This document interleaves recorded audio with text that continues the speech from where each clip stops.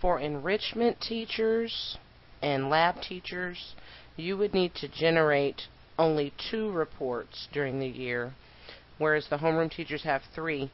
You may want to do the category recap, which is the same as the homeroom teachers use, but you also may want to use the current standings report. Let's look at that.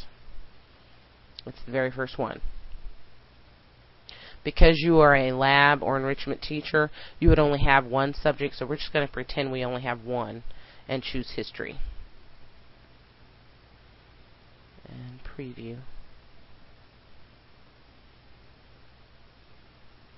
Okay, as you can see, the current standings report, which you can retitle whatever you want, it shows information just for the 1 subject, but the reason I like this report is it actually breaks down how many grades you gave, how many of those were missing for that student, and how many 0 grades were recorded. The reason I like this report for a lab or enrichment teacher is because you won't have as many grades as a homeroom teacher does in all of their subjects. If you were to print this particular report for a homeroom teacher, it would be multiple pages for 1 student, but it will not get as large for a teacher who only has 1 subject, which would be your lab or enrichment teachers. So once again, lab and enrichment teachers, you may want to do the current standings report, and also you'll want to do the category recap. I would use the category recap as the progress report,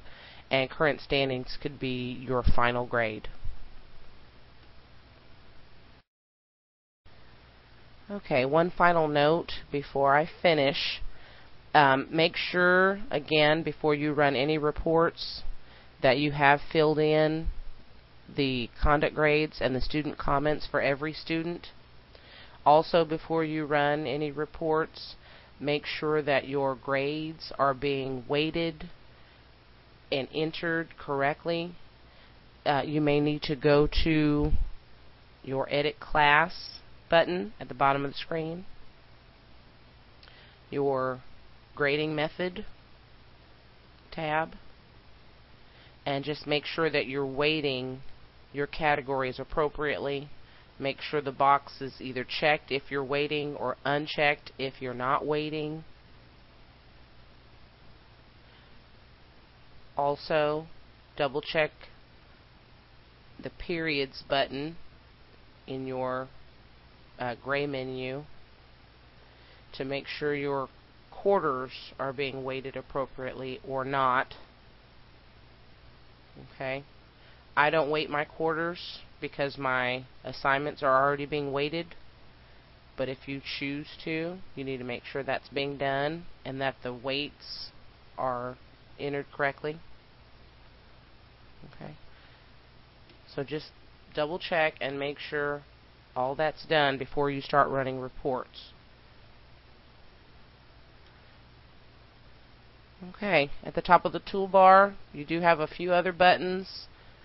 If you get stuck and you can't remember how to do something, you have the Help button, and it contains a whole list of items you can choose to look up how to use the system, all about Classmate, frequently asked questions, everything you need to help you remember how to use this system if you've forgotten.